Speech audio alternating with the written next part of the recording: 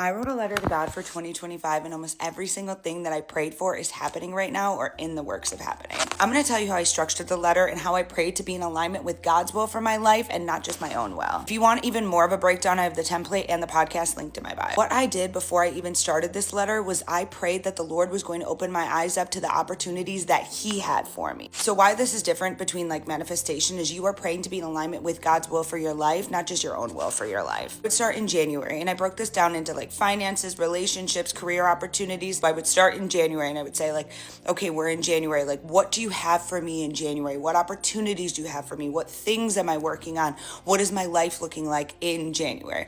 And then I would go to February. I was like, how am I going to write down a year's worth of dreams on a piece of paper?